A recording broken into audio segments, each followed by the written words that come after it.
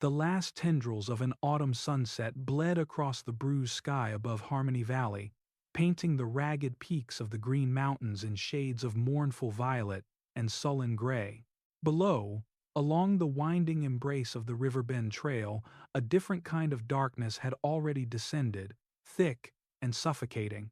It wasn't the kind that came with nightfall, but the cold, clammy dread of the unknown.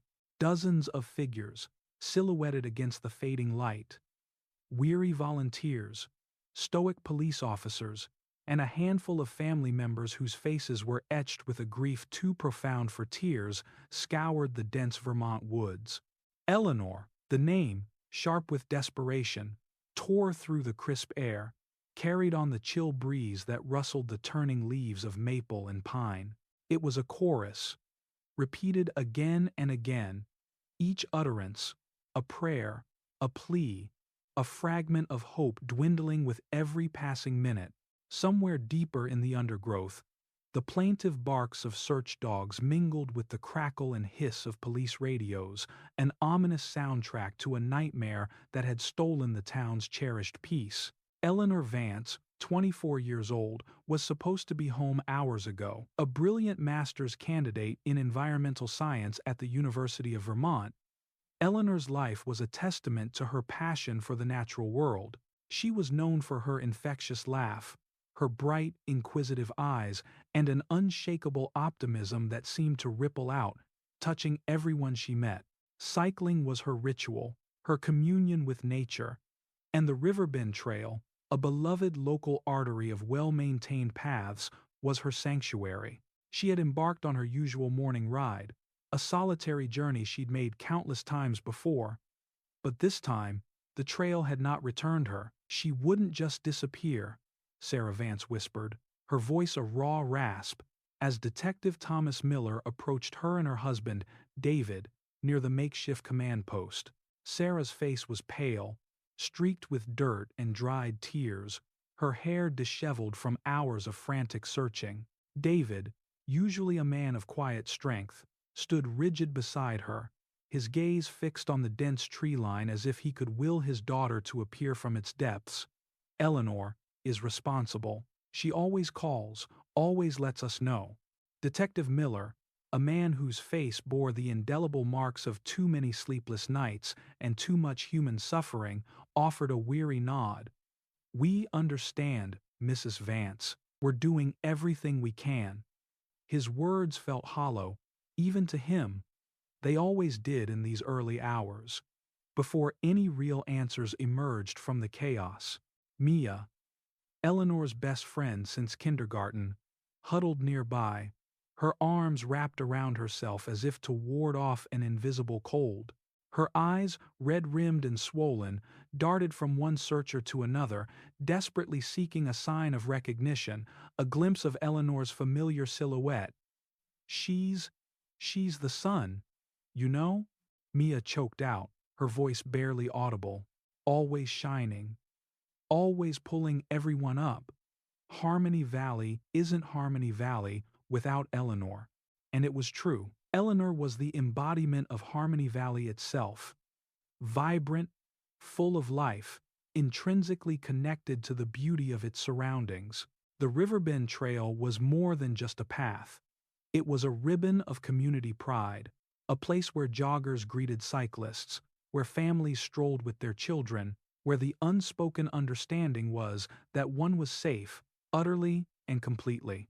The thought that something terrible could happen here, in their haven, was a betrayal of the deepest kind. The initial hours of the search yielded little beyond crushing disappointment. Sheriff Barnes, a burly man with a perpetually furrowed brow, conferred with Miller. No sign of a struggle at the main entrance, Barnes rumbled, pointing towards the well-worn path. "But we did find her phone." Miller took the small, shattered device from an evidence tech. It lay in his gloved palm, a stark, fractured mirror of their broken hopes. It had been found several yards off the trail, near a tangle of thorny bushes, as if tossed carelessly aside. No footprints nearby suggested a scuffle, no dropped items, no witnesses. Just the quiet, unsettling presence of a phone that had fallen silent. The emptiness of it spoke volumes. Then, a flicker of something. A hesitant call came in from Ethan, a 16-year-old local known for his solitary hikes and encyclopedic knowledge of the local flora and fauna. He'd been out early that morning, exploring a less-used deer trail that branched off from Riverbend. He'd seen something. Miller and Barnes met Ethan at the station. A small, unremarkable building that suddenly felt like the nerve center of the universe. Ethan, thin and lanky with earnest eyes, fidgeted in his chair, intimidated by the two imposing figures across the table. I think I saw her, sir," he stammered, his gaze fixed on his hands. "It was pretty early, maybe around 8. I was heading back towards the main trail." He recounted seeing Eleanor, instantly recognizable by her bright blue cycling jersey and the flash of her red helmet, parked by the side of the trail. She wasn't riding, but standing, engaged in conversation with a man. He was kinda tall, stocky, Ethan elaborated, trying to recall details through the fog of memory. Had on a dark hoodie, even though it wasn't that cold. And he had this tattoo. Miller leaned forward, his pen poised. "What kind of tattoo, Ethan?" "An eagle," the boy said, his brow furrowing in concentration. "On his bicep. It was pretty big, really stood out. But it looked weird, kinda blurry. You know? Not like a real tattoo, more like a temporary one, maybe. I remember thinking that, how it looked a bit faded. Not professional. A temporary tattoo." Miller jotted down the detail, noting the specificity. It was an unusual observation for a fleeting glance. But sometimes the most mundane details held the most weight. And then what happened? They were talking, kinda quietly. I didn't hear what they said. Then, they walked off the trail, into the woods where it gets real thick, past that big fallen oak tree.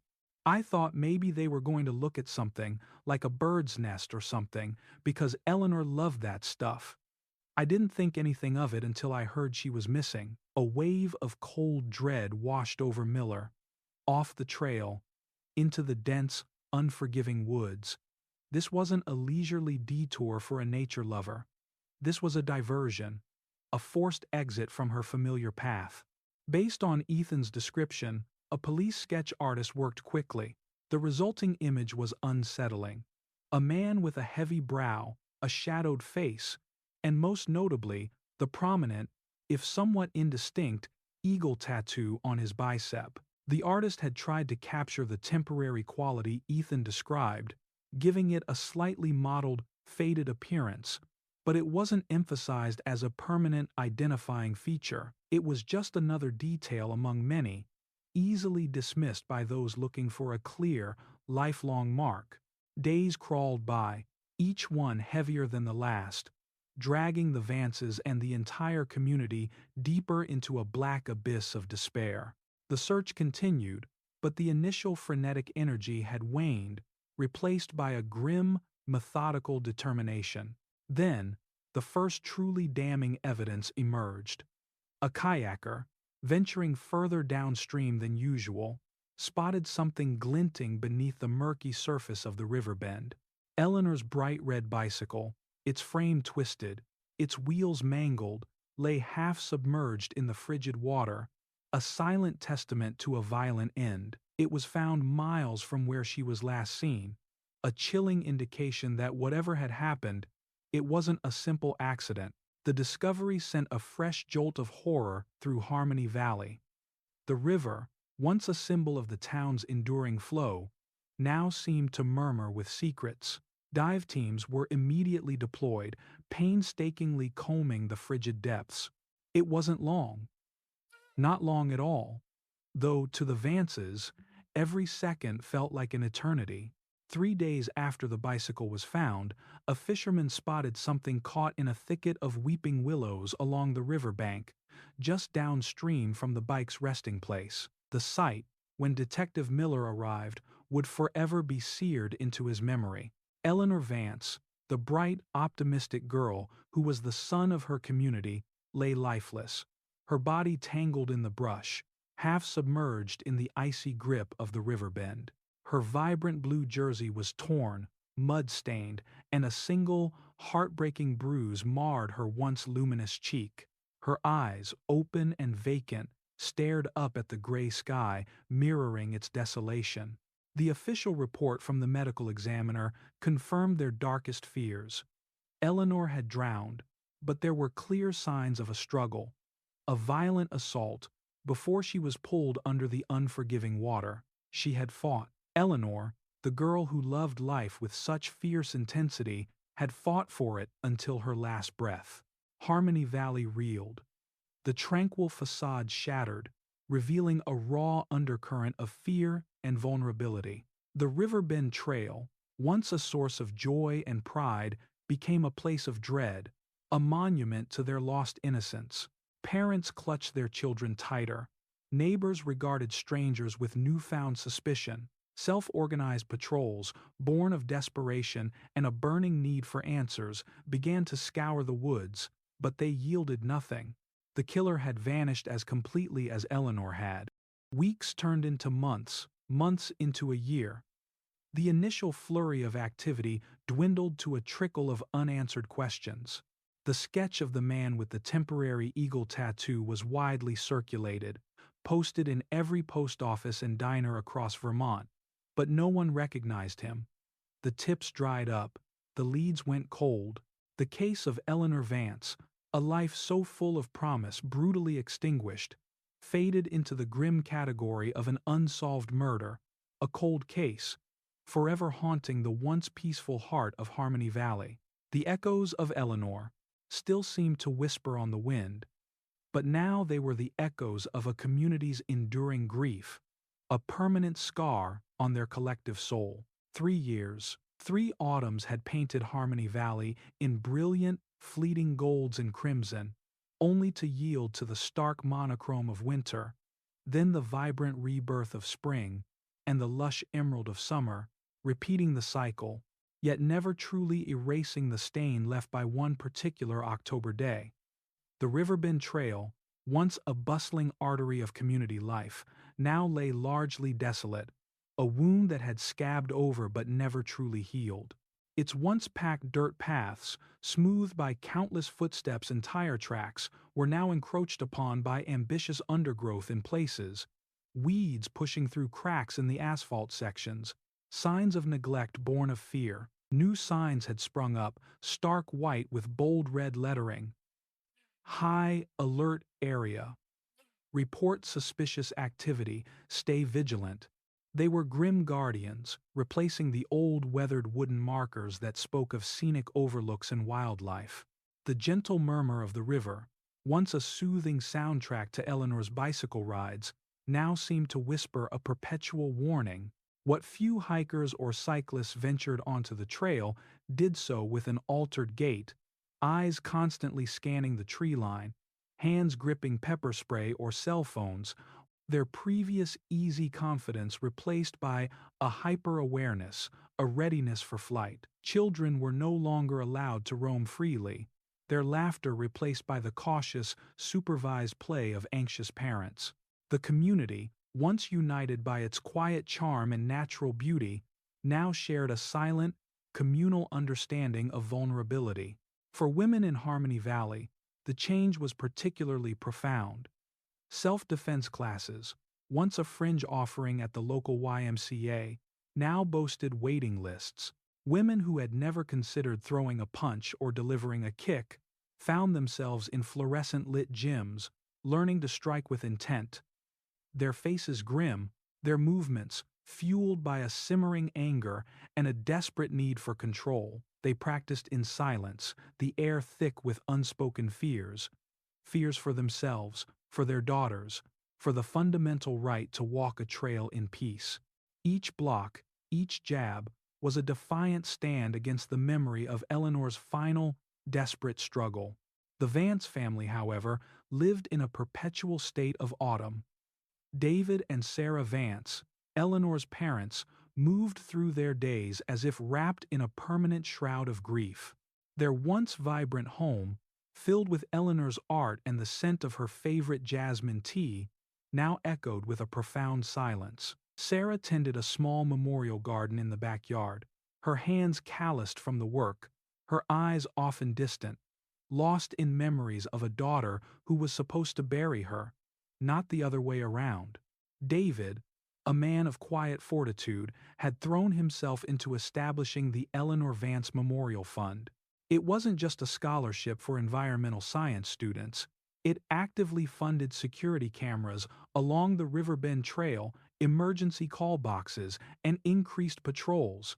It was a bittersweet legacy, a way to ensure no other family suffered their agony. But each successful grant, each new camera installation, was a fresh reminder of the tragedy that necessitated it. The fund's existence was a testament to Eleanor's spirit, but its purpose was a haunting shadow. Detective Thomas Miller felt the weight of those 3 years in the deepening lines around his eyes, the persistent ache in his shoulders. His office, typically a whirlwind of active cases, now had a permanent anchor, the corkboard dedicated solely to Eleanor Vance. Her smiling photograph, taken on a day trip to Lake Champlain, was pinned in the center, her bright eyes seeming to follow him, a silent plea for justice. Around it, a constellation of faded printouts, the original police reports, autopsy summaries, Ethan's meticulously drawn sketch of the suspect with the distinctive yet strangely vague eagle tattoo. There were no new tips, no fresh leads, only the slow, agonizing process of re-examining old evidence, tracing the same cold paths, chasing ghosts. Miller would often find himself staring at the sketch, particularly at the bicep. A temporary tattoo, Ethan had said. That detail had always nagged at him. It was so specific, yet so elusive. A permanent tattoo could be traced, identified. A temporary one, however, was like smoke. There one day, gone the next, leaving no lasting mark. It explained why every database search for men with eagle tattoos had yielded nothing, why countless inquiries across state lines had come back empty. The killer had times an eagle tattoo in the traditional sense, head merely times worn times one. It was a subtle, cruel distinction that had allowed him to slip through their fingers. The sketch, circulated far and wide, had failed to connect, precisely because it depicted a transient detail as if it were fixed.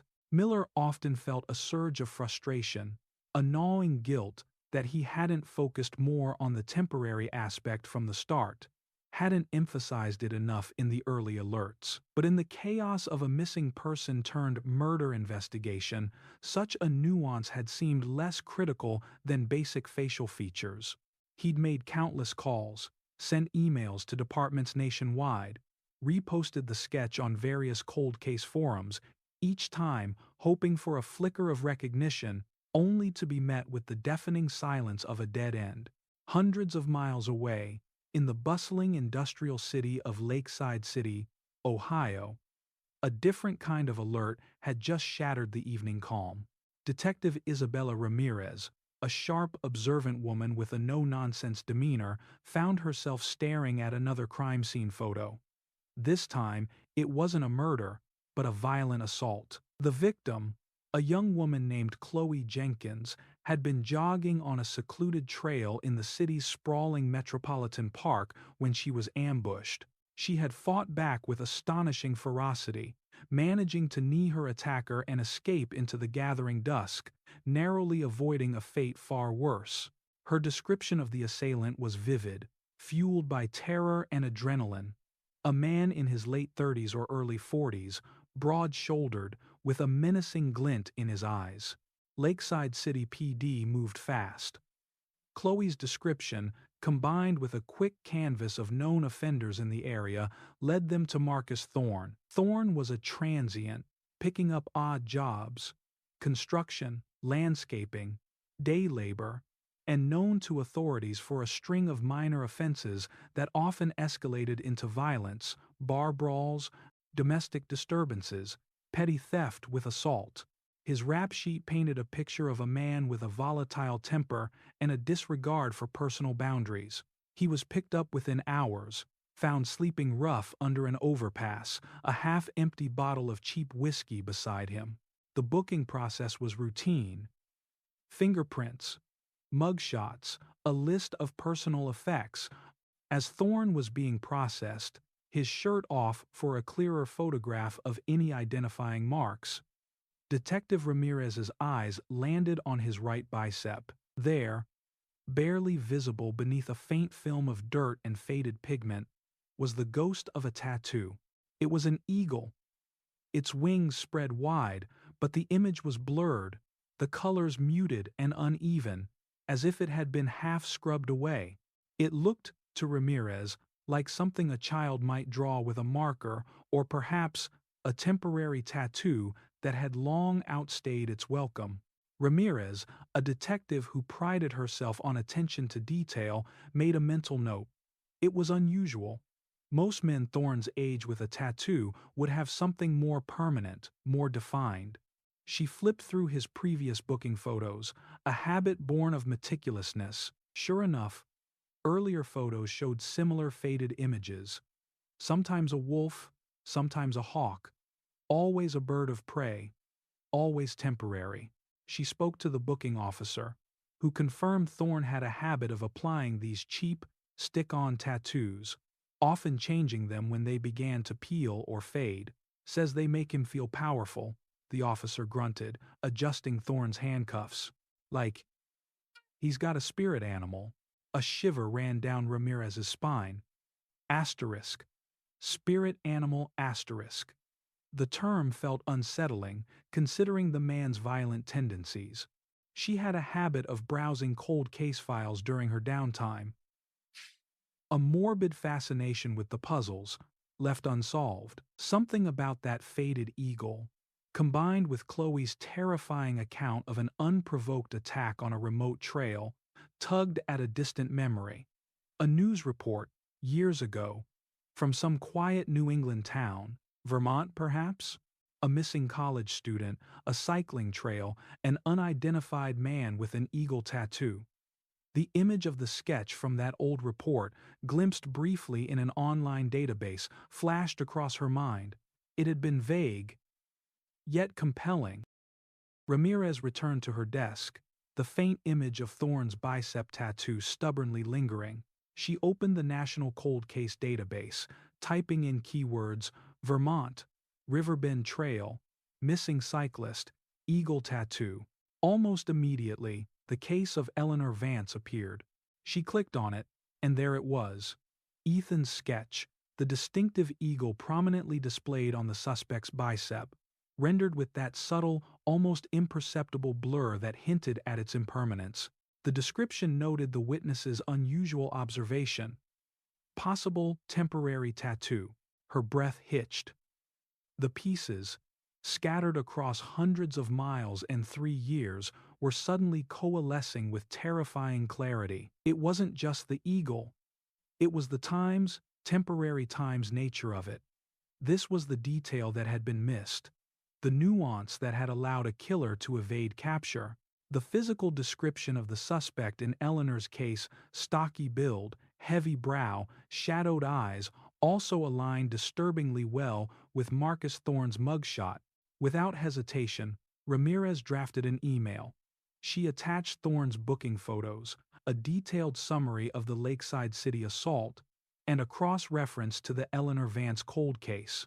She sent it to every police department in Vermont, flagging it as urgent, possible link to cold case. It felt like a long shot, a whisper into the void, but the hairs on her arms stood on end. She had a feeling. A cold, hard feeling. Back in Harmony Valley, Detective Miller was halfway through a lukewarm coffee, staring at Eleanor's picture, when his inbox pinged. The subject line, urgent, possible link to cold case, jolted him. He clicked it open, his heart thrumming an uneasy rhythm against his ribs. He skimmed Ramirez's concise summary, then his gaze fixed on the attached mugshots of Marcus Thorne, and then the zoomed-in image of the bicep, the faded eagle, the precise, almost ghostly appearance that matched Ethan's description so perfectly. It wasn't just the tattoo, it was the entire man, the heavy brow, the set of the jaw, the eyes that held a chilling emptiness, all mirrored the sketch from 3 years ago with unnerving accuracy. Miller felt a jolt of adrenaline, so intense it was almost painful. It wasn't just a possible link, it was times him. He knew it with a certainty that settled deep in his bones, banishing 3 years of doubt and despair. Temporary, he murmured, the word tasting like vindication on his tongue. That single, overlooked detail. It had been the lock. And now, 3 years later, it was finally the key, the sheer, terrifying audacity of it. The killer had walked among them, perhaps even bragged about his temporary spirit animal, while they searched for an indelible mark. Miller's hands flew across his desk, grabbing his phone. He called Sheriff Barnes, his voice tight with suppressed emotion. "Barnes, get to my office. Now. I think we found him." Within the hour, Miller was assembling a small team, a grim determination etched on their faces. The long drive to Lakeside City, Ohio, felt both impossibly long and terrifyingly short.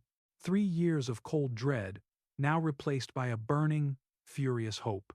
The interrogation room at Lakeside City PD was a sterile, unforgiving space, designed to strip away pretense. Marcus Thorne sat across the table, defiant, his eyes narrowed into slits of suspicion. He reeked of stale alcohol and unwashed clothes, but there was an unsettling cunning in his gaze. He began with practiced ease, spinning a web of half-truths and outright lies about his whereabouts on the night of Chloe Jenkins' attack, feigning ignorance and indignation. Detective Miller sat opposite him, his face a mask of weary resolve, while Detective Ramirez watched from the side, a silent, formidable presence. They let Thorne talk, letting him weave his flimsy narrative, waiting for the cracks.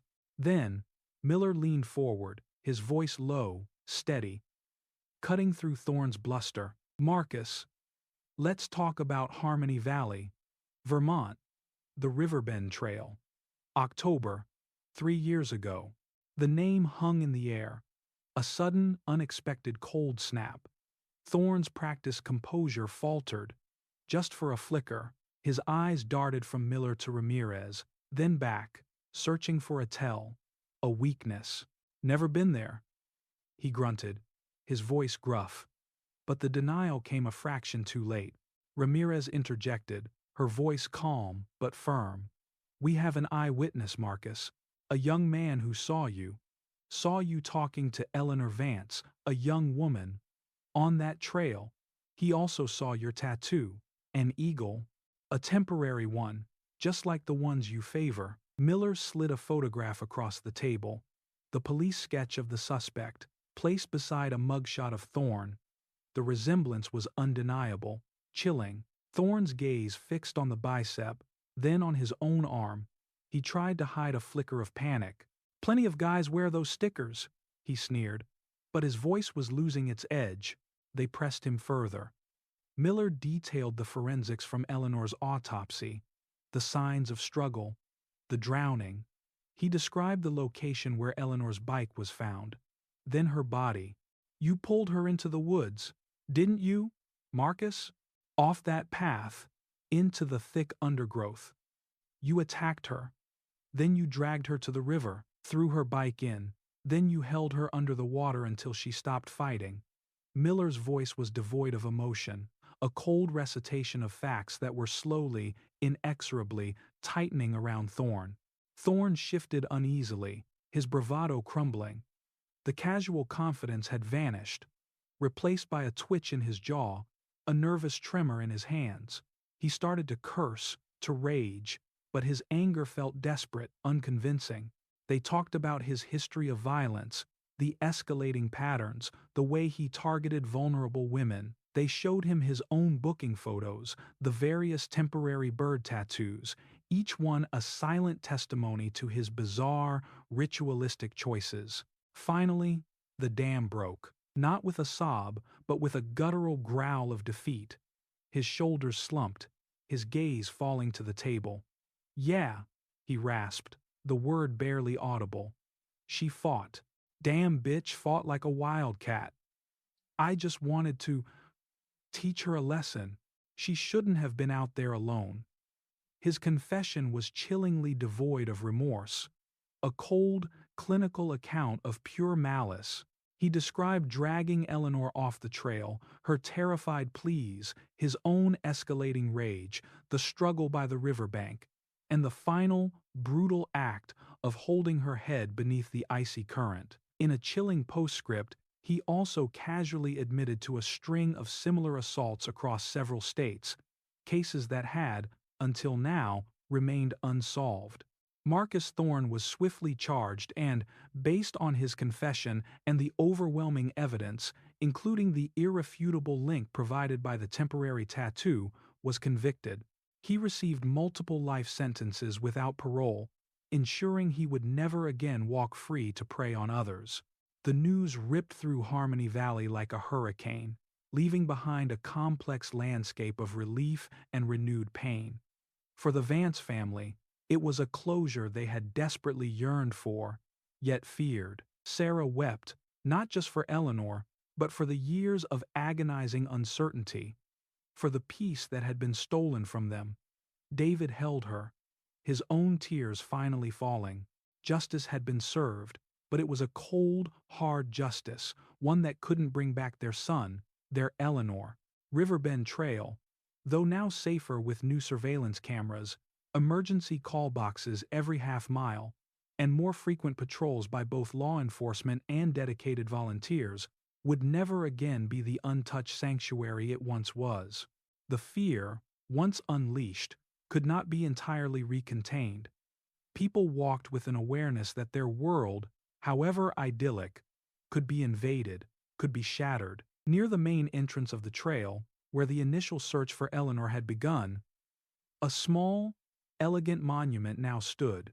Crafted from local Vermont granite, it was a modest column, crowned with a bronze carving of a bicycle wheel intertwined with a blooming dogwood branch, Eleanor's favorite tree. An inscription, simple and poignant, was carved into the stone. Asterisk. In memory of Eleanor Vance. Asterisk. Asterisk 1997. 2021. Asterisk. Asterisk. A bright spirit, forever connected to nature. Asterisk. Asterisk. May her memory inspire vigilance and cherish the fragile peace. Asterisk.